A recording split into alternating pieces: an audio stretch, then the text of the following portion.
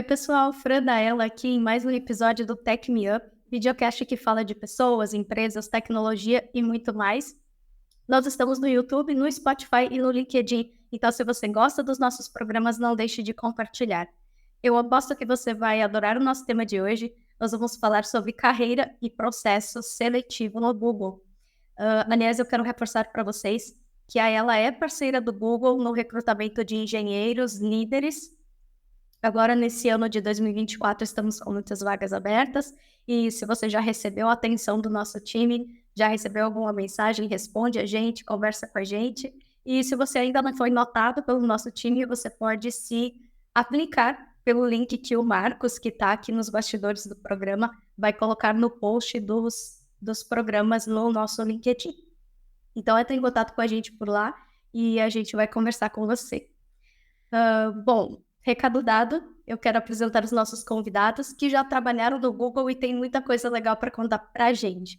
Eu estou aqui com o Deni Matsuo, ele foi VP de RH do Google na Ásia, na América Latina e nos Estados Unidos. Atualmente ele é Chief Operating Officer na Zup Innovation, também é mentor e investidor global em Endeavor, e o que não pode faltar, ele é sócio e fundador da Ela. Bem-vindo, Deni. Obrigado. Cada vez que alguém fala da minha história, você vai ficando mais velho, os títulos vão aumentando. Eu era diretor no Google, não era nem VP, mas tá bom, não tem muita diferença. Toca aí. Tudo bem. Estou aqui também com o Marcelo Quintela, um engenheiro que virou Product Manager. Aliás, ele foi um dos primeiros Product Managers do Google no Brasil e lançou o Google Maps para a América Latina inteira, além de também ajudar no lançamento do YouTube. Ele hoje ajuda, como ele próprio diz, ele ajuda empresas a terem a tecnologia como o coração do negócio. Muito legal isso, Quintela, bem-vindo. Prazer. O Deni falou da idade mais cedo, assim, acho que eu já estou conversando com ele, já é uma quinta ou sexta empresa que a gente já fala junto, né?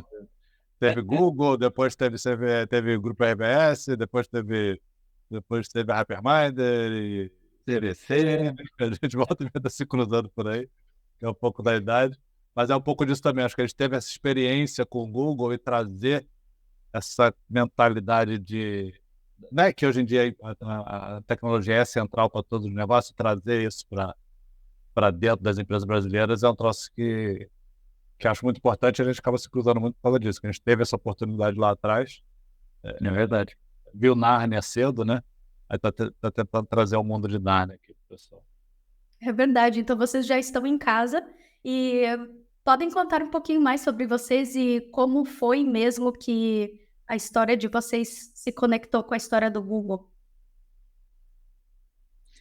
Se eu não estou enganado, eu comecei antes de você no Google, né, Quintela? Começou, a minha carteira de trabalho tem a sua assinatura. Esse é um privilégio. Se fosse você, eu guardava isso aí. Eu tenho autógrafo guardado aqui. Ai, meu Deus do céu. Histórias antigas. Acho que eu e você vivemos uma fase diferente do Google de hoje, né? Lá no comecinho, assim, quando as pessoas me perguntam como é que era no Google, eu falo para eles, olha, puxa, quando eu comecei o RH Internacional era 6 pessoas, assim, era um grupo bem pequeno ainda. Você começou logo em seguida, assim, deve ter sido também uma aventura, né, para você entrar no Google. Como é que foi o teu começo, assim, não sei se a gente falou muito sobre isso lá no teu começo no Google, mas qual foi a tua impressão chegando no Google? O Google é uma coisa engraçada. Eu fui para o Google, eu comecei a conversa com o Google, eu era um engenheiro de software e que estava querendo migrar um pouco, eu não sabia exatamente o que era, eu só sabia que eu queria um pouco de, eu costumava dizer que era parar só de implementar, mas também dizer o porquê que eu estava implementando aquilo, qual era, por que aquilo era prioridade, por que não era, etc. Não sabia que isso tinha nada a ver com gerência de produto. E na época eu comecei a ver isso, o Google estava chegando no Brasil e como engenheiro de software na época, isso era fim de 2006, início de 2007, para mim era assim, jogar bola no Real Madrid, jogar bola no Barcelona, etc. Né? E aí fui conversar com o Google, mas eu fui primeiro para uma vaga de São Paulo, que não era o time de desenvolvimento. Na época o Google não tinha time de engenharia e produto em São Paulo, né?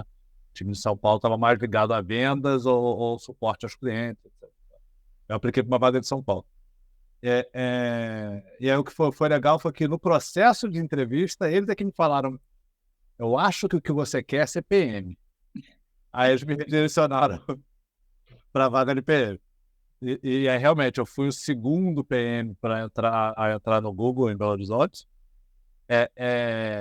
Eu brinco que a gente viu o Binárnia, que foi a primeira vez que eu vi uma empresa onde o time de engenharia e Product Management, que até então eu não sabia que tinha esse nome, era quem tocava a empresa em termos de desenvolvimento, prioridade, quais são os produtos, quais são, né, quais são as funcionalidades que vão para o ar, o que está acontecendo. O time de engenharia que tocava aquilo. Obviamente, você tinha um time enorme em São Paulo de vendas que extraía o valor daquilo que foi criado pelo time de tecnologia, mas quem direcionava o que estava sendo criado era o time de engenharia. Então, foi uma novidade muito grande para mim. Mas que eu me senti muito em casa, né? Como engenheiro, eu cheguei e aquilo todo fez muito sentido na minha cabeça. O próprio mundo de OKRs, como é que você prioriza, como é que você comunica, etc. E tal. Eu me senti muito em casa. De certa forma, acho que foi até meio fácil demais. Eu cheguei lá e me senti muito em casa e já comecei a operar. Acho que o time que eu caí foi um privilégio também, o time de Geo, né? O Google Maps, o Google Earth.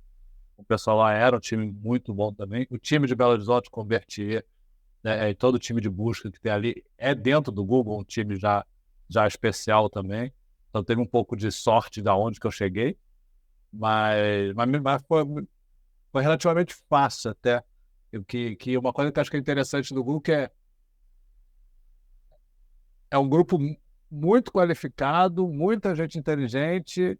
Externamente a gente acha que tem ego alto, mas internamente o ego é baixo, né? Quando o time está lidando entre eles e as pessoas se ajudam muito, né? Então, uma vez lá dentro foi muito fácil. Você falou um negócio do ego, a gente tinha... Eu trabalhava, obviamente, na área de recrutamento e RH, assim, e eu lembro que a minha experiência pessoal e a experiência que eu vi de vários que a gente contratou era uma experiência em inglês a gente chama de humbling, né? Que é você ganhar modéstia, onde você ficar... porque eu lembro de, cara, várias vezes em reuniões de RH, de eu falar, meu Deus do céu, eu não tô nem entendendo o que os caras estão falando, assim, eu sou o cara mais burro da sala. E você se dá conta, você está trabalhando com gente, o conceito de world class talent foi a primeira vez que eu vi, de verdade, assim, que você fala, nossa, a quantidade de gente brilhante era um negócio absurdo. E aí você via isso, né? A pessoa que chegava, ela logo rapidinho ela aprendia que era muitas vezes o mais burro da sala. E você aprende a ficar humilde, né? Você fala, poxa, deixa eu ouvir aqui mais e tentar ajudar mais do que tentar fazer, assim. Foi bem legal. É a analogia de atleta de alto nível, né? Porque também aquele cara que sempre foi o melhor jogador no futebol na escola, aí de repente o cara tá na Premier League. Agora a coisa muda de figura. Eu acho que o Google acontecia isso muito, mas com uma coisa que era legal, que era o pessoal se ajudava, né? Então, você caía lá e o pessoal te puxava. Para mim foi muito assim, né? O time de Maps foi muito legal nisso. Eu também cheguei, fui direto para... Na época não tinha... O time de Product Management estava nascendo no Brasil, então eu fui, passei 3 meses em Mountain View. E aí fiquei trabalhando meio pingado em diferentes times, passava uma semana com uma semana com outra, uma semana com outra, meio que aprendendo como é que o pessoal trabalhava. E todo mundo muito solícito, todo mundo ajudando. Então, isso é bem bacana. E isso, a cultura do Google, de novo, você falou, né? Já estou numa época, não sei qual é a época hoje, mas isso era uma coisa muito legal da cultura do Google, que é a cultura empresarial e a cultura de se ajudar. É um troço que eu reparei em todos os escritórios que eu fui do Google. Eu fui a Nova York, fui na Suíça, eu lidava com o pessoal da Austrália, tinha o pessoal de Mountain View, e isso era muito uniforme, isso era muito bacana. É verdade. Esse é um negócio que fazia mesmo parte da cultura do Google. Eu gosto muito, eu lembro com muito carinho dessa época, porque realmente acho que a gente, é o que você falou, a gente viveu um pouco de Nárnia, assim, né? De um momento em que as coisas eram super interessantes. Você chegou e trabalhou num produto, cara, que virou referência do mundo, né? Não é um produto que ninguém conhece, assim, todo mundo conhece, todo mundo usa. Então, a oportunidade de você trabalhar num produto desse, que toca a vida de bilhões de pessoas, é um negócio ímpar. É uma coisa que eu lembro que o Google fazia muita questão de reforçar, assim. A gente quer gente que tem interesse em resolver problemas grandes, né? São problemas difíceis, são problemas grandes. E tinha que ter escala para ser um problema que a gente tivesse interesse em resolver. Eu acho que esse é um negócio que atrai gente com essa cabeça, né? Vamos resolver problema difícil, problema que toca a vida de muita gente. Deli, e assim, falando de resolver problema difícil, de algo que o Google realmente chama as pessoas, eu acho que a tua história tem um pouquinho disso, né? Acho que a gente podia entrar um pouquinho em como você foi para o Google. Acho que você queria, quando você foi para o Google, você queria contar uma história diferente. É, acho que é uma história engraçada, né? O Quintela tem uma história parecida com a minha, assim, na entrada no Google. Quando eu fui pro Google, Marcelo, eu fui chamado para uma entrevista com um cara que tinha trabalhado comigo, e ele falou, olha, nós estamos contratando um recrutador técnico para América Latina e tal. Eu falei, olha, super legal, mas eu estou trabalhando com RH, assim, como já era diretor de RH na época, numa farmacêutica. Faz tempo que eu não faço recrutamento direto, assim. Aí ele falou, mas você não quer bater um papo com a gente? Eu falei, bater papo eu vou. E aí eu fui, fiz 9 entrevistas no time de recrutamento, e aí a diretora de recrutamento internacional vira para mim e fala, puta, a gente gostou muito dos papos contigo, então, mas a gente acha que você não é mais recrutador técnico, acho que a gente acha que você é mais de um cara de RH, generalista e tal.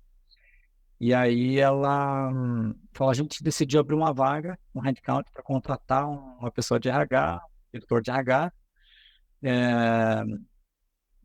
E aí eu fui o único entrevistado, né? Então eu fui contratado porque eu fui o único candidato da vaga de diretor de RH para o Google. E aí eu fiz mais 9 entrevistas e o Berthier foi um dos meus entrevistadores. E, e aí essa história, eu acabei entrando no Google meio por acaso também, assim, meio porque eu fui candidato único, né? É fácil de passar no processo seletivo. E vocês acham que o Google continua tão desejável quanto na época que vocês entraram? Eu vou dar minha perspectiva, vou deixar o Marcelo responder depois. Eu acho que ele cresceu muito e é uma empresa diferente, mas eu acho que é uma empresa super desejável, é uma empresa que investe muito em tecnologia de verdade, em inovação. Mas a diferença é que antes o Google era único, né? Não tinha competidor. E hoje você tem Meta, você tem várias outras empresas que estão no forefront de tecnologia, assim. E o Google naquela época ele talvez fosse o único que estivesse jogando naquele nível, assim. Tá muito à frente dos seus peers. Então acho que era único. Hoje em dia eu acho que você tem várias opções excelentes de empresa de tecnologia. O que você acha, Marcelo? Na minha opinião, é muito parecida. Vou acrescentar um ponto que, além dos peers, acho que o mundo de startup também mudou muito, né? E tem muito startup que é sexy de você começar. Acho que o pessoal começou a entender o que já tinha nos Estados Unidos. Talvez eu esteja fazendo até uma marra brasileira. Os Estados Unidos eram um país de startups, e o ecossistema do Vale é isso, né? São empresas tentando, algumas acertando, a maioria errando. Aí os próprios fundadores são os caras que vão ser product management, etc., das Big Techs, e a Big Tech treina pessoas que amanhã vão ser empreendedores, né? E eles só se perderam lá. O Brasil está nessa pegada agora, né? A gente começou nos últimos 5 anos, talvez se esticar um pouquinho, 10 anos, que a gente está começando a ter essa pegada, mas a gente está chegando lá. Eu acho que no Brasil o que mudou grande é isso, né? Você, além de você não é mais só o Google, Meta, Uber e quem quer que seja, Airbnb e tal, que está em volta, mas o ecossistema de startup também mudou, então as pessoas acabam tendo mais opções. Mas isso não quer dizer que o Google não é muito atrativo, né? Eu acho que o Google, acho que depende da situação de vida das pessoas, mas eu, com 30 anos, optaria pelo Google de novo hoje. Hoje, sabendo que eu sei do Google, passar naquela mesma época da minha vida, eu iria para o Google de novo.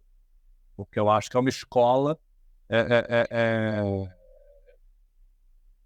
sensacional, até para você depois fazer a sua startup, se você quiser, até para você depois ir para uma transformação digital de alguma empresa tradicional, tal. Você ter passado por dentro do Google é muito especial. Então, acho que ele continua muito atrativo, ele só está num ambiente diferente do que ele era há 15 anos, quando ele começou no Brasil. Concordo. Legal. E vocês com certeza participaram de tomadas de decisão, de crescimento de times, então, e como é que é essa tomada de decisão, a decisão de contratação, especialmente em outros mercados, como é no Brasil? Vocês conseguem passar uma ideia para a gente, que é o que está acontecendo agora, né? O Google está aumentando o time no Brasil de engenharia, então a gente queria entender um pouquinho como é mais ou menos a tomada de decisão. Eu posso te falar sobre a situação do Brasil versus os Estados Unidos. Assim, o que você vê hoje para as empresas multinacionais de grande porte, que nem o Google, que tem operação de engenharia no Brasil, em outros países, ou no mundo inteiro, é muito atrativo contratar engenheiros bons no Brasil ou na América Latina por um custo operacional muito mais baixo, assim, né, do que Estados Unidos. A briga nos Estados Unidos é muito mais difícil, a competição é muito mais alta, os salários aumentaram muito nos últimos anos, especialmente naquela época do Covid, teve um aumento muito forte. Então, hoje, para uma empresa como o Google, faz todo o sentido do mundo crescer a sua presença em países em desenvolvimento, que tem tanto talento quanto em qualquer outro país, mas tem um custo relativamente mais baixo do que os principais mercados europeus ou mercados norte-americanos. Então, eu entendo o movimento do Google e acho que faz todo sentido. Acho que tem um benefício óbvio para a população brasileira e para o mundo de startup brasileiro, porque vai aumentar a densidade de investimento e aí aumenta a capacidade de geração de talento. Assim, uma das coisas que 10 anos atrás a gente teve muita dificuldade na hora de contratar engenheiros no Brasil, é porque tinham poucos engenheiros que tinham a capacidade, o treinamento e a experiência para entrar no Google e sair jogando, assim. Então, a gente teve muita dificuldade de crescer a operação do Brasil porque tinha pouca gente que estava construindo tecnologia naquele nível. Hoje em dia, as startups estão até à frente no uso de tecnologia do Google, em relação ao Google, assim. Obviamente, o Google tem centros de engenharia muito forte, mas acho que, no geral, tem muita tecnologia hoje que está acessível, que muitas startups estão usando. Então, eu acho que já tem uma densidade de talento no Brasil que permite o Google crescer muito rapidamente. Não era a realidade 10 anos atrás. Tem uma outra coisa que é interessante do Brasil. Eu montei 2 vezes times remotos, times no Brasil para a empresa americana. Eu montei uma vez, antes de ir para o Google, quando eu era engenheiro ainda. Eu montei um time de engenharia aqui no Rio. A gente não usava esse termo, mas era uma startup de Nova York na época. E aí fez um time aqui de umas 50, 60 pessoas no Rio. E depois do Google, eu montei. Até estava trabalhando com o Deli uma época com a Hyperminder, fazendo ali um time que a gente acabou descontinuando, mas eu peguei esse time foi seu time de engenharia. Né? Eu e o Roberto, a gente fez um time de engenharia para uma empresa de ciclismo que é baseada na Califórnia, mas tem um time grande de engenharia aqui no Rio também. E uma coisa que eu descobri nesse processo, porque né, com essas 2 empresas, teve uma época que a gente também trabalhou com empresas que não eram do Brasil. Empresas da Índia, empresas da China, teve alguns outros times que a gente trabalhou. E o Brasil conseguia lidar muito melhor com o time dos Estados Unidos. Não por qualidade ou se é melhor ou pior do que China ou Índia. É porque, por incrível que pareça, por mais que a língua seja diferente, a nossa cultura está muito mais próxima da americana que a dos outros, e o nosso fuso horário está muito mais próximo do que a dos outros. Então a nossa ligação com os Estados Unidos era mais fácil. E eu acho que o Google está percebendo isso também. A América do Sul tem essa vantagem para eles. A gente tem uma cultura mais próxima deles até do que a Europa, em alguns casos. Legal. E aí acaba funcionando bem com eles. Pode falar, Dili. Só para complementar esse ponto do Quintela, que eu acho que é importante. o brasileiro, de uma maneira geral, é muito próximo da cultura americana, né? De nome de loja sei lá, vocabulário, assim, é muito mais próximo da cultura americana do que qualquer outra cultura, tá? Do que talvez a cultura portuguesa ou alemã. A gente está muito mais próximo da cultura americana. O que eu ia perguntar estava mais ou menos nesse assunto também, porque os brasileiros, eles têm até uma certa admiração, né, pela cultura americana, incorporam muitas coisas, gostei desse ponto de vista. A gente pode falar um pouquinho sobre como seria uma visão geral, assim, do organograma das áreas de produto e de engenharia, para o pessoal ter uma ideia de como é o nivelamento também. Hoje em dia, esse organograma ficou comum, né? Aí teve o Spotify, fez a história de tribos, squad, o que você... Guildas. No Google a gente nunca usou esses termos, né? O legal daquele vídeo do Spotify foi dar nome a algumas coisas para as pessoas falarem aquele negócio todo. Mas o Google nunca usou esses termos, mas no fundo era a mesma coisa. Você tinha a área de engenharia, você tinha a área de product management, a área de design acabava estando mais próximo da área de product management, muitas vezes se reportando lá em cima para o MVP ou não, mas com aquele conceito de que no nível de time eles eram pares, né? O engenheiro é par do PM, que é par do design, e um não se reporta hierarquicamente ao outro. Que é um conceito que é difícil de implementar, porque a maioria das empresas aqui faz a copia, tem o modelo Spotify, tá? Mas quando você dá zoom no dia a dia da empresa, você tem um engenheiro que está se reportando ao PM, que é o PM que diz tudo que tem que acontecer ali dentro, e você tem um engenheiro que tá se reportando ao PM. Mas, quando bem implementado, que é o que o Google fazia, acho até que no Google, por ser uma empresa de engenharia, acabava que o engenheiro tinha uma presença até mais forte que o PM, em muitos casos. Esse conceito de eles serem pares é um negócio que eu acho que é muito poderoso no sentido de trazer ideias diferentes, né? Você tem que convencer o outro de que aquela é realmente a prioridade e ele não vai apenas me obedecer. Então, isso te força a usar dados, isso te força a estudar mais o mercado, a trazer o contexto completo, a basear a sua opinião em fatos para poder convencer o outro. Isso cria um time muito mais forte, né? Isso se replica em todo o nível da hierarquia, né? Lá no Google era muito isso, era PM que tinha seus group PMs, aí você tinha engenheiro que tinha seus engineering managers, aí tinha os diretores, e que aí tinham e aí, eventualmente os VPs. Uma coisa que é importante, que eu reparei quando eu saí do Google, que eles falavam muito de hierarquia plana, né? De flat organization. E não é bem assim, a hierarquia existe. Você tem lá, você compara o Google com uma Oi, e você, entre o pessoal mais júnior e o VP, ou até o CEO, são os mesmos 7 ou 8 níveis hierárquicos que acontecem ali. Todos têm o mesmo nível. A diferença é a comunicação que acontece entre áreas, né? E que é aquela coisa de ser colaborativo, de se ajudar, etc. É que quando você tem o time do Street View, que está na Califórnia, e que tem um time lá que olha para o Street View, e tem o time do YouTube, que está em Nova York, e eles têm alguma ideia de como trabalharem juntos, eles simplesmente se juntam e começam a trabalhar juntos. Se você está na Oi, esse aqui vai ter que pedir uma autorização para o diretor dele, que vai falar lá com o CEO dele, que esse aqui vai perguntar para o outro, será que eles podem um dia se falarem? Aí eles marcam, aí de repente daqui a 18 meses eles conseguem se juntar para fazer alguma coisa, né? Então é muito menos questão de hierarquia e muito mais da questão de comunicação aberta, tá? Mas a estrutura é a estrutura parecida do que a gente vê. Hoje em dia virou comum, né? Talvez lá atrás, há 15 anos, não fosse tão, mas hoje em dia virou muito comum, que a gente vê todas as startups por aí.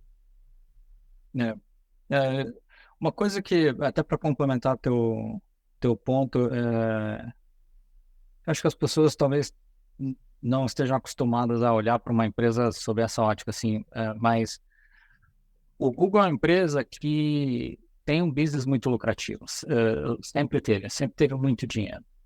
E um dos resultados de você ter uma empresa tão lucrativa é que você pode se dar ao luxo de ser ineficiente.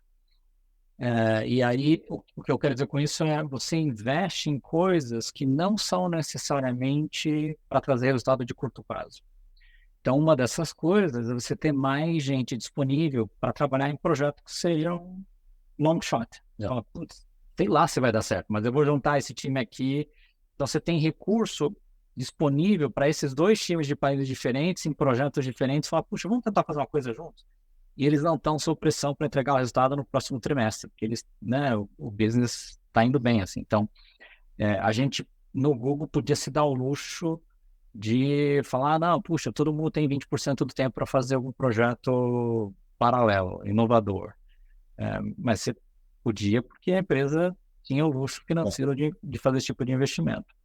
Uma outra coisa também e aí você vai vendo como as pecinhas vão se encaixando e vai formando um ecossistema que só funciona ali, assim. Outra coisa que o Google tinha muito, eu não lembro eu não sei se as pessoas se dão conta, mas o Google tinha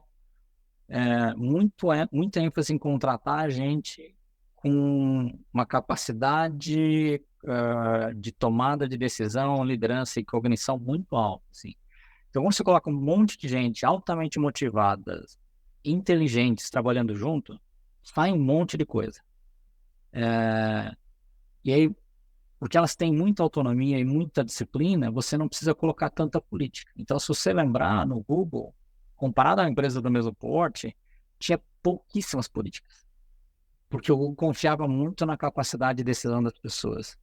Então, essas coisas de o time A com o time B da Ásia vão se juntar para fazer uma coisa, não tinha política que proibia. Mas você acreditava que as pessoas tinham capacidade de tomar a melhor decisão. Este é o melhor uso do nosso tempo.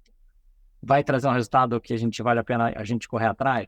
E aí, se a decisão do time vale a pena, deixa rolar, deixa o time andar. Então, mas é o tipo de coisa que você só consegue fazer quando você junta uma empresa que tem recurso financeiro e dinheiro para ser ineficiente nesse modelo, e pessoas com cognição e autonomia e drive e disciplina para executar isso bem, para não virar bagunça. Então, é a conjunção desses fatores que fazia o Google um lugar único, né, para essas inovações. E o drive você falou lá atrás, de resolver problemas grandes, mas tem esse drive de responsabilidade de melhor uso do seu tempo, mas é o pessoal que tem esse drive de levar até completar uma ideia, né? O pessoal é uma galera que tem essa disciplina de que não, comecei, eu vou até o final, vou mostrar se a situação funciona ou não funciona, também de saber desistir quando não funciona, mas eles levam até o final. Não tinha muito aquilo lá, fiz o meu trabalho, agora vê aí o que acontece. Então, é o pessoal que faz o que tiver que fazer. E se ele tiver que fazer, o engenheiro tiver que fazer o papel de PM para aquele negócio dele terminar, ele vai fazer. E se ele precisar ir puxar um advogado para fazer alguma coisa, ele puxa o advogado, senta com ele para tentar resolver. Então, a galera que tem esse drive de até o fim. É verdade. Sabe uma coisa que... Desculpa, só o último comentário. Uma coisa que eu achava brilhante no Google era todo mundo podia fazer qualquer coisa que quisesse de produto, inovação, sei lá o quê, mas tinha que jogar e fazer dog food, né? E aí, assim, contra números não há argumento. O teu produto, a tua ideia não ganhou tração no dog food, esquece, assim, morreu. Ninguém vai dar nem pitaco. Mas se ele tivesse tração, puta, aí o Google entrava e investia junto, assim. Acho que isso é um negócio bem legal, assim, de você ver. Porque todo mundo tem ideia e acha que é brilhante, né? Mas os números não mentem, né? Se o produto tem, não tem valor. Acho que isso também é um negócio legal. Legal que a gente começou a falar dessa capacidade de tomar decisão e tal, e como é a característica, né, das pessoas que acabam trabalhando no Google. Eu queria começar a entrar um pouquinho no mérito de como selecionam essas pessoas para trabalhar lá. Então, a gente começa, talvez agora, a falar de perfis e de como é perceptível, como que os entrevistadores percebem essas características quando estão selecionando esses candidatos. Tá bom. Eu posso falar do ponto de vista de recrutamento primeiro, no geral, e depois acho que o Quintela pode falar especificamente de engenharia. O Google tem um processo de decisão que é centralizado na hora de fazer contratação. E talvez isso tenha mudado nos últimos anos, mas até a última vez que eu olhei ainda era assim. e o critério principal era a habilidade cognitiva. Tinham 4 critérios que a gente olhava nos candidatos. Era habilidade cognitiva, experiência profissional para fazer o trabalho que a pessoa estava se candidatando, fit cultural, que no Google a gente chamava de Googleness, e liderança. E o Google buscava evidência. Quanto mais jovem, quanto mais no início da carreira, mais peso tinha formação acadêmica, curso, sei lá. E quanto mais para frente na carreira, mais conquistas profissionais, realizações, experiência tinha peso. Mas cognição, ele era importante em todos os aspectos, né? A cognição era a capacidade de você continuar aprendendo, de evoluir conhecimento rapidamente, adquirir conhecimento, adquirir skills. E aí o processo de entrevista media esses 4 fatores. Um aspecto interessante que eu não sei se as pessoas mesmo as pessoas que trabalhavam no Google, eu não sei se elas se davam conta, mas no processo de entrevista no Google, você dava um score, dava uma nota para cada uma dessas características. E aí o sistema, ele acompanhava a performance dos entrevistadores. A gente tinha um score que olhava, olha, o Quintela entrevistou 15 pessoas nos últimos 12 meses. E aí, numa escala de 1 a 5, este candidato de hoje, o Quintela deu uma nota 3,5.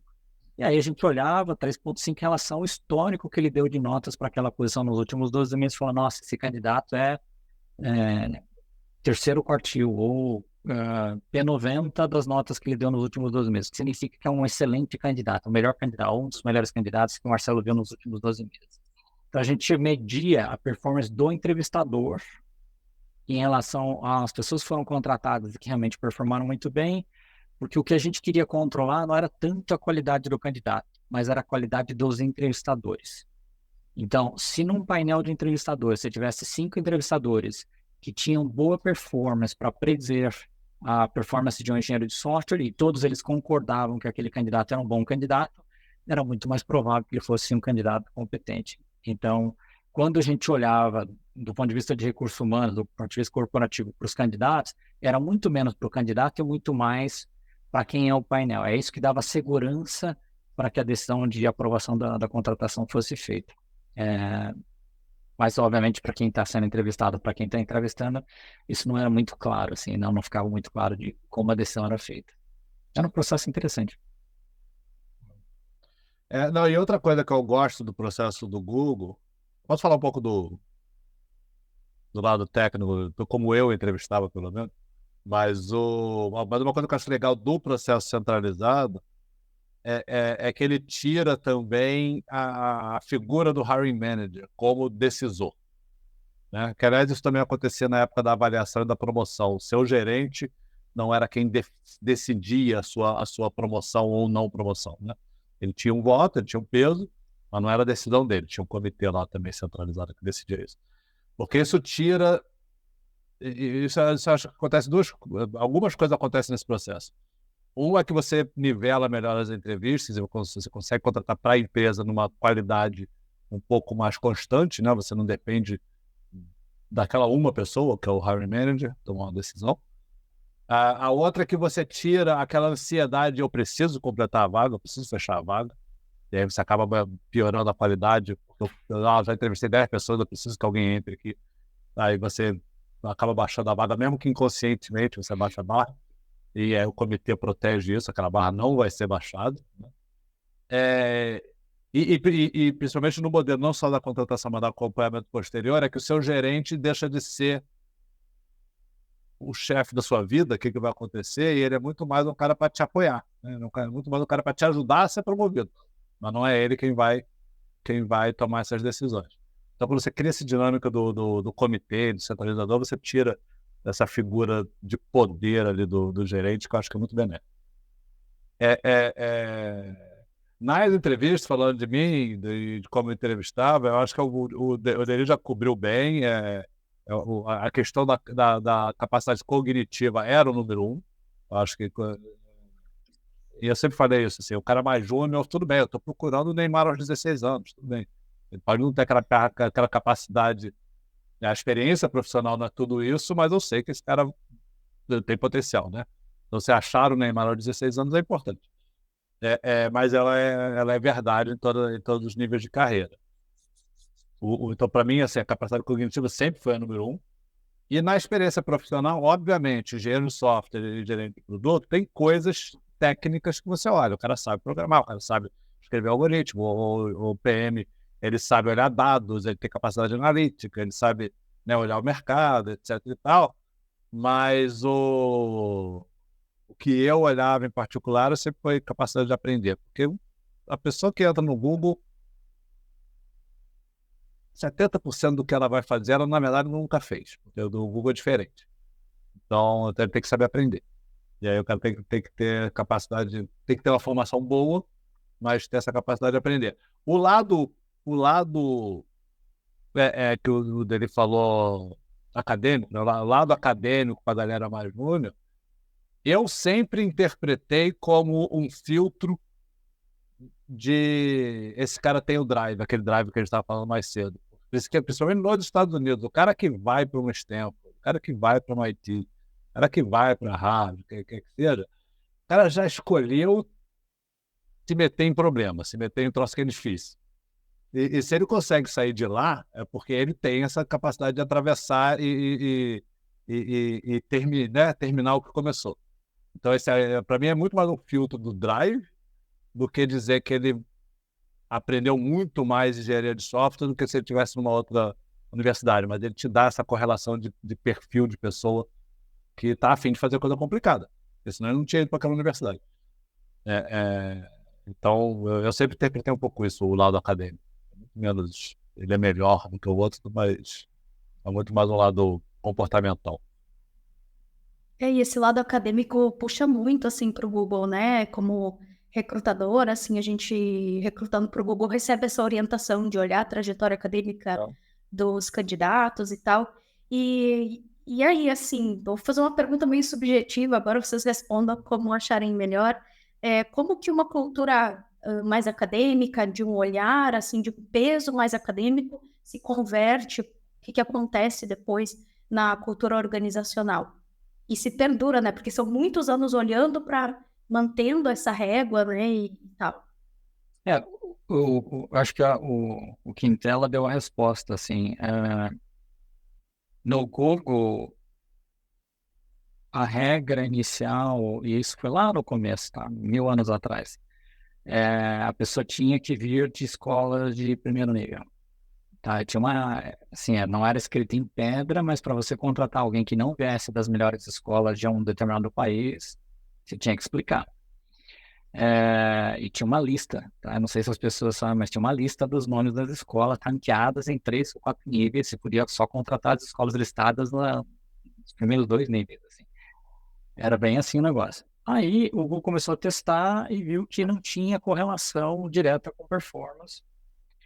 Por quê? Porque o que tinha correlação com performance é a disciplina que o Quintela mencionou. Assim. O cara que entra numa escola de primeiro nível é mais provável que ele tenha a disciplina para fazer o que tem que ser feito, focar no que tem que ser entregue, não perder deadline.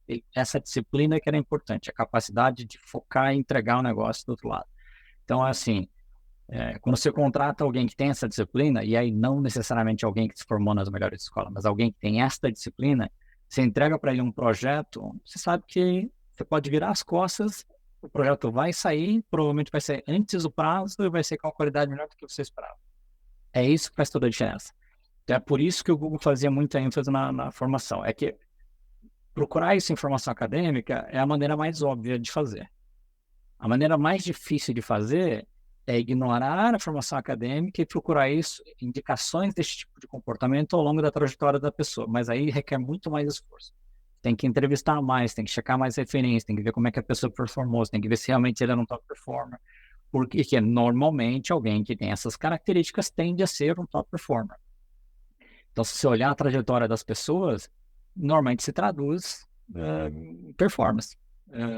Então, no Google, esse tipo de ênfase acadêmica significava a pessoa ter uma maior probabilidade de performar bem e de ser autônomo, de ter capacidade de autogestão, sem ter que ficar alguém, um supervisor, um gerente, falando, olha, vai lá, faz isso, não esquece, vai lá, você já fez aquele negócio para mim? A pessoa não precisa de micromanagement, né? Ela consegue fazer sozinha. Então, era isso. Eu acho que ele falou tudo assim. Para acrescentar uma coisa que me ocorreu, agora eu estou meio pensando alto aqui. Acho que tem uma outra correlação com aquele lado colaborativo que a gente falou no início. O pessoal que passou por alguma dificuldade acadêmica, geralmente precisou se virar com seus amigos da faculdade, né? E talvez, então, isso até se traduz. Você perguntou o que se perdura na cultura. Talvez o que mais. O Google tem um lado muito P&D, que tem um lado acadêmico ali dentro do P&D, mas eu acho que esse lado colaborativo que o lado acadêmico tem, provavelmente permeia a cultura por conta disso, né? Então, um pouco do círculo virtuoso da coisa, né? Quando você tem um time colaborativo, todo mundo é colaborativo, você filtra por isso na entrevista, e as pessoas que entram tendem a ser mais colaborativas também, quando vai se mantendo assim. Mas eu acho que o lado acadêmico talvez ajude com isso. Legal. Vocês acham, não sei também como seria possível alguém ter acesso a isso, mas vocês acham que o processo do Google, o processo seletivo, a forma como ele é estruturado, influenciou de alguma maneira alguma outra empresa a melhorar o seu processo seletivo? É possível isso? Nossa, eu mesmo ajudei várias empresas a implementar o Eu modelo. ia falar, né? Influenciou todas por onde eu passei. Eu nunca vi um modelo melhor, assim, honestamente, nunca vi um modelo melhor. Legal. Qual é o número médio, assim, de entrevistadores? Eu mais ou menos tenho essa resposta, mas a gente pode até comparar se está igual como no passado. Tem um número ideal, assim, de entrevistas para se definir, menos chance de errar com esse candidato aqui tendo passado por tantas pessoas. Eu não tenho número mágico para isso, eu não sei exatamente. E acho que tudo também depende do contexto. Aí tem empresa menor, tem menos gente para entrevistar. O Google tem mais marca, você tem menos marca. Tem um pouco. É o processo Google adaptado para a sua realidade, né? Que eu acabo fazendo. Mas eu gosto de ter pelo menos umas 4.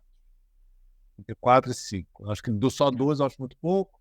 Eu acho que 4 e 5 você começa a aprender. Inclusive o que ele estava falando, você começa a aprender sobre os entrevistadores e saber o que cada um fala e como é que as coisas se correlacionam. Mas eu acho que eu gosto de ter uns 4 ou 5.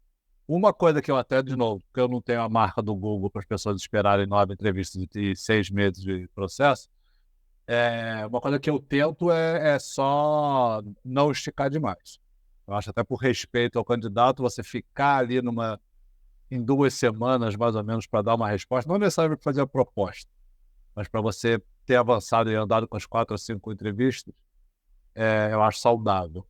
Mas eu também acho ser curto demais e exagerado, né? Eu já passei por uma empresa que tentava fazer tudo em 24 horas. Menos de 24 horas, na verdade, tentava fazer uma bateria de entrevista em um dia e no fim do dia fazer proposta ou não. Aí eu também acho exagerado lá. Mas acho assim, 4 ou 5 pessoas sêniores que têm experiência de entrevista, e no início eu faço o comitê com alguns entrevistadores. Né? No Google é um comitê centralizado, que não são os entrevistadores que estão no comitê. Eu, quando estou numa startup menor, na que eu estou hoje, por exemplo, não, eu trago os entrevistadores para o comitê, que é uma maneira de treinar os entrevistadores também. Mas você vai começando a perceber os entrevistadores, vai calibrando um pouco, e com 4 ou 5 acho que você tem opinião diversa o suficiente para tomar uma decisão. E sei lá, às vezes também tem que estar disposto a errar. Acho que o Google se dava mais ao benefício de evitar os falsos positivos. Ele evitava os falsos positivos. Ele podia ter falso negativo, ele podia perder gente boa, mas ele falava, tudo bem, eu tenho a marca, alguém de bom vai entrar. Não, Eu acabo abrindo um pouquinho, tomando um arrisco. não é exatamente isso. O Google fez um estudo, porque no Google você podia definir, se o candidato fosse ruim na primeira entrevista, você podia rejeitar, se de repente a recrutadora falasse, não, acho que você se enganou, ela podia chamar um segundo entrevistador, mas a chance de reverter já era bem menor, assim. Então, o que o Google calculou é qual é a probabilidade de um candidato ser rejeitado na primeira entrevista. Se ele passar da primeira entrevista, qual é a probabilidade de ele ser rejeitado na segunda entrevista? Se ele passar da segunda entrevista, qual é a probabilidade de ele ser rejeitado na terceira entrevista? O que a gente descobriu foi, depois da quarta entrevista, a probabilidade dele ser rejeitado tendia a zero já. Então, o Google estabeleceu que, naquela época, que o mínimo seriam 4 e o máximo seriam 6, porque depois de 6 não tinha praticamente nenhum ganho no risco de tomada de decisão, que é o ponto do Quintela. Qual a chance de você contratar alguém que passou por 6 entrevistas e não sabe o que está fazendo? Era praticamente zero. Então, o Google estabeleceu entre 4 e 6 entrevistas, mas tem variação, tamanho de mercado, tamanho de posição. Às vezes você quer, não é necessariamente fazer entrevista, mas você quer que ele seja entrevistado pelos stakeholders, né? Então, ele vai trabalhar com vários clientes internos, o cara tem que ser entrevistado por vários clientes internos, aí acaba aumentando o número, mas na prática, estatisticamente, o resultado era entre 4 e 6 entrevistas. Legal. E talvez não existia isso no tempo que vocês estavam trabalhando lá, mas mais recentemente o Google também acrescentou mais uma etapa. Realmente ainda continua entre 5 e 6 entrevistas, mas ainda tem uma etapa que não envolve uma entrevista em si, mas eles adicionaram o Google Hiring Assessment, que o candidato precisa preencher antes de qualquer conversa com qualquer pessoa. Minimamente os requisitos, eu tenho que preencher um formulário lá sobre modelos de trabalho, sobre como ele reage às situações e tal, para que os recruiters tenham um pouquinho de ideia de como é esse candidato e possam ali permitir o próximo passo ou declinar, né? Então, talvez não tinha isso naquele tempo. E vocês tocaram numa coisa muito importante para a gente, especialmente para quem está ouvindo o programa, quem vai ouvir o programa depois, demora um pouquinho para... Às vezes o candidato comenta com a gente, né? Tá, não me importo tanto em falar com 5, 6 pessoas, mas demora bastante para eu conseguir falar com essas 6 pessoas, né? Então, tem uma certa demora, né? O processo é longo, acaba desengajando alguns candidatos, a gente passa por isso também. E o que vocês podem falar sobre isso? Assim, é porque é muita gente que está aplicando. O que acontece assim nos bastidores que possa ser comentado assim para tranquilizar o pessoal? Talvez o Denis saiba mais os bastidores até do que eu. Mas o que eu lembro é que eu acho que a partir da segunda ou da terceira entrevista, você vai nas etapas e cada etapa tem um comitê para ver se você vai para a próxima. E aí eu não sei de quantas e quantas entrevistas que tem esse comitê para decidir se vai para a próxima ou não. Mas você acaba passando por um comitê para continuar para o processo de entrevista, é outro comitê para ver se você vai para um hiring decision ou não. Aí você tem o hiring committee, então você tem esse grupo de pessoas que precisam se reunir. E aí esse troço não acontece todo dia. Então você acaba, cada movimento desse é uma semana, 2 semanas que passam e o troço vai se esticando, né? Se o candidato ainda precisar ser defendido lá dentro, aí é mais um comitê que vai ter que discutir esse negócio. Tá me esticando. Eu acho que é isso e, honestamente, o Google... Acho que o Quintela tocou nisso antes. O Google tem se dá o luxo de escolher sem pressa, entendeu? Porque é o Google. A realidade é essa. Se fosse uma startup menor, seguramente não levaria 6 meses para tomar uma decisão. 4 meses Tem a marca para fazer isso. E aí o Google tem uma postura que é uma postura que eu mentalmente tento fazer nas minhas entrevistas. É difícil dizer até que eu faço de verdade, porque nem sempre acontece, mas é que ele começa aquele processo dizendo: eu não quero te contratar. Me convence. Você tem que ser bom o suficiente para entrar. Então você entra, o Google vai com essa pessoa: não estou afim de te contratar. Você que tem que conseguir me convencer. Mas porque é a coisa do ciclo virtuoso a favor deles. Eles hoje, é difícil dizer como é que começou lá atrás, quando eles eram 10 pessoas, mas hoje você tem uma bruta de uma empresa com uma marca, com muita gente aplicando, você começa a fazer esses filtros. E assim, acho que Eu conheço muita gente que trabalha ou trabalhou no Google. É difícil de você dizer que eles tiveram uma experiência ruim, né? Então, trabalhar no Google te dá... Puta, você trabalha com gente brilhante, você aprende demais, você viaja o mundo inteiro, você trabalha em produtos que tocam a vida de milhões, se não bilhões de pessoas. Então é difícil dizer que a proposta é ruim. E aí, até economicamente, assim, puta, eu não conheço ninguém que falou, nossa, me arrependi, perdi dinheiro. Assim, não é bem verdade, né? Então, é difícil dizer que não é uma proposta interessante, entendeu? No final do dia, eles se dão um luxo, porque é isso, todo mundo tem interesse, né? É o ciclo virtuoso deles, o troço ficou positivo, é sempre positivo. E isso é verdade, assim, eu passei no Google e eu cruzei com muita gente. Acho que uma das coisas de ter trabalhado com o Google Maps é que tinha time para tudo que é canto, tinha time espalhado pelo mundo inteiro. E o meu 20% foi com o YouTube, pessoal da América Latina. Eu cruzei com muita gente dentro do Google. E, cara, tem ninguém ali que eu olhasse e falasse, esse cara, eu não sei o que esse cara tá fazendo aqui. Todo mundo que tava ali merecia estar ali. Pode ter gente que não entrou, tem casos famosos de pessoas que não entraram e depois deram muito certo. Uma pessoa, né, o cara tem um cara famoso interno que era de marketing, queria CPM, não deixaram CPM, aí ele fez o Instagram. Então tem casos de erro de não ter deixado entrar, mas eu não conheço ninguém que tenha entrado e que você fala erraram, eu não devia ter entrado. Então é difícil criticar. Não, eu lembro, né, que todo mundo, no Google, todo mundo metia o pau no processo seletivo do Google.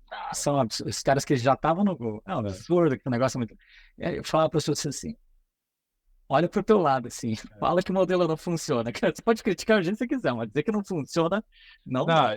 E uma coisa que também que é conceitualmente, e eu tento, mesmo sem fazer matemática nenhuma, eu tento fazer só conceitualmente mesmo, é o conceito de contratar acima da média, né? Você não contrata uma pessoa, às vezes você fala assim, pô, você tem 5 pessoas no time, e você ranqueia elas, aí você entrevista alguém, ele é melhor que o quinto. Então ele pode estar no time, né? Se ele é melhor do que alguém que está no time, ele pode estar no time. Mas você não contrata essa pessoa, porque você tem que contratar alguém que é acima da média. É alguém que quando entrar no time, a média do time vai para cima. Ele tem que ser melhor do que 3 do time e perder só dos outros 2. Então esse negócio de contratar acima da média é um negócio que o Google também vem carregando e a barra vai subindo, No final eu brincava com isso, que eu fazia entrevista e eu bombava os candidatos e falava, eu não sei se eu tinha passado nessa entrevista não, na minha entrevista.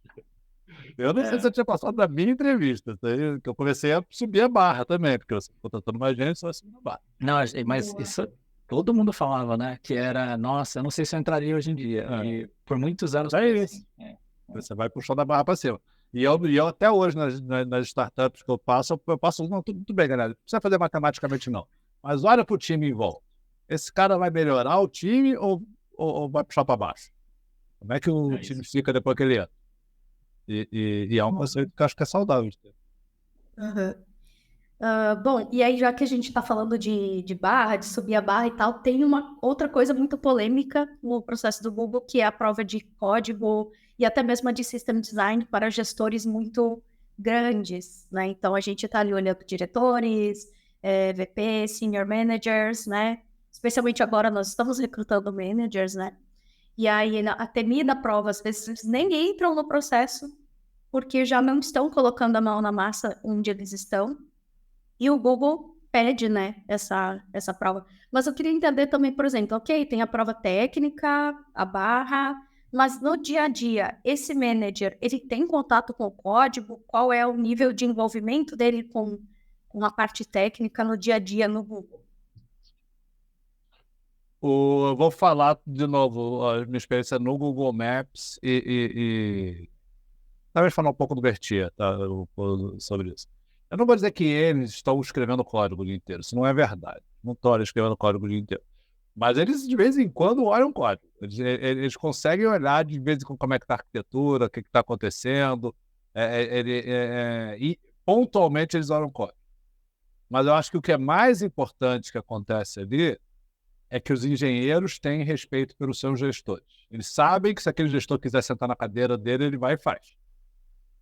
E isso fazia uma diferença brutal dentro do escritório em Belo Horizonte e dentro do escritório do Google Maps, lá, o Brian McLennan, lá, que era o VP de engenharia do Maps.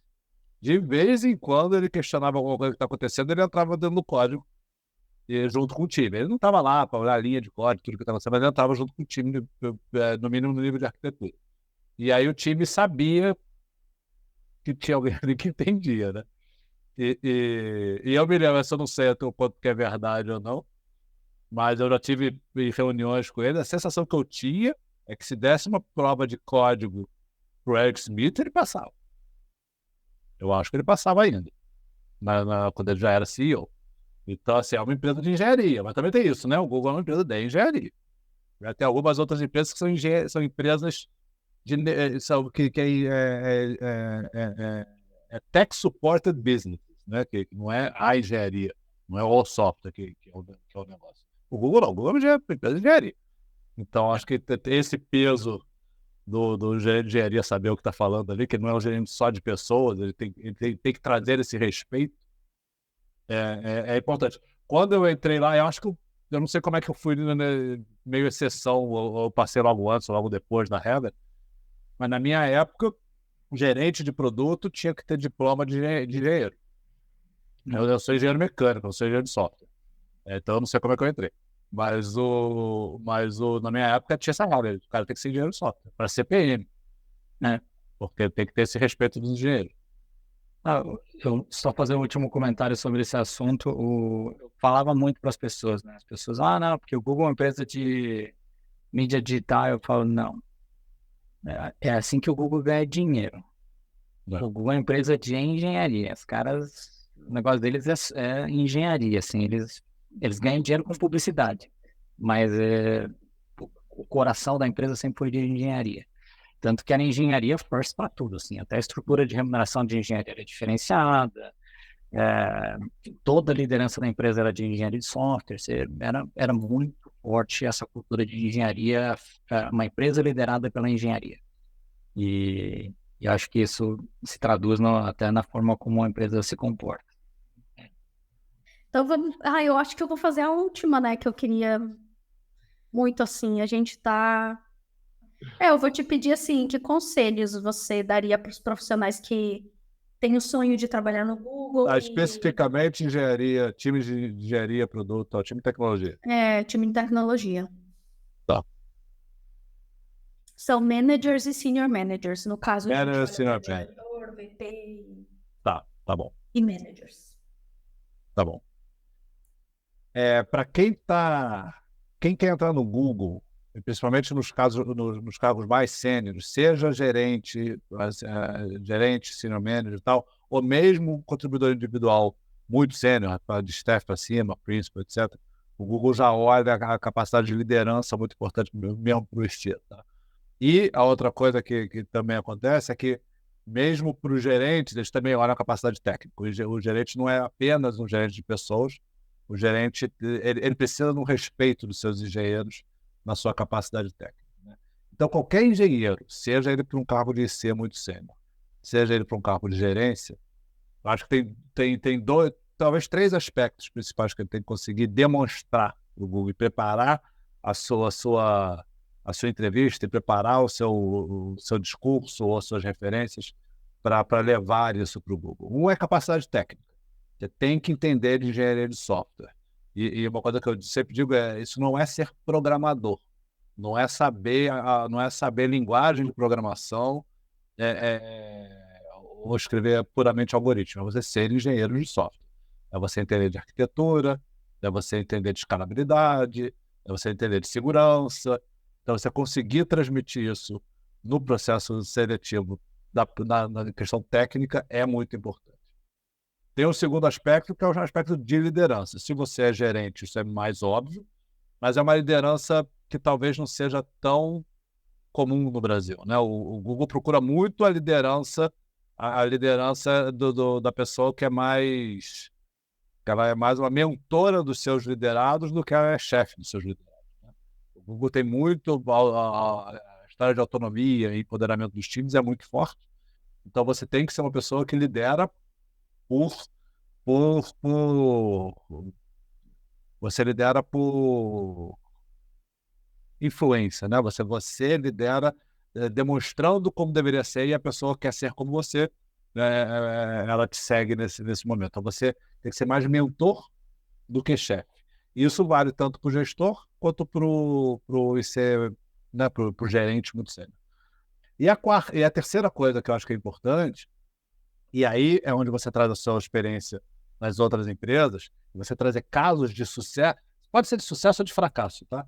Mas você tem que trazer casos de grandes projetos que você tenha participado, projetos complicados, e que você tenha tido um papel muito grande de ajudar o time do início ao fim. Que você não apenas começou e entregou para alguém, ou que você só desenhou a ideia e o time executou, assim, mas como é que você ajudou um projeto do início ao fim? O Google tem muito a coisa da acabativa, né? Em inglês a gente fala de see through, alguém começa e leva até o fim. Então você conseguir trazer histórias das suas experiências anteriores, em que você demonstra que você é alguém que leva a história até o fim, mesmo que ela tenha sido um fracasso, mesmo que você tenha levado para descobrir que foi um fracasso e ajudado a empresa a tomar uma decisão de eventualmente descontinuar.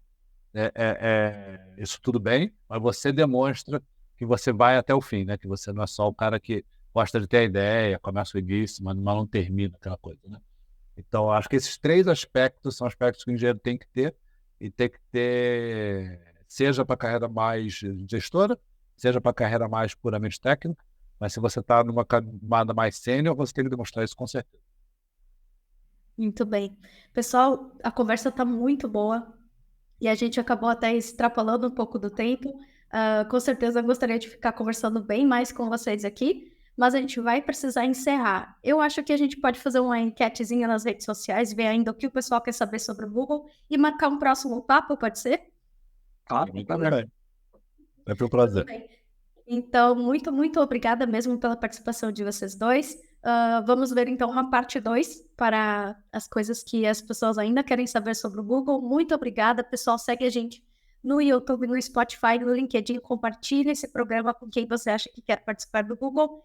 E não se esqueça de aplicar com a gente com o link que o Marcos vai deixar lá nos comentários, tá bom? Um abração para vocês. Obrigada. Tchau, tchau. Tchau, gente. Tchau, tchau.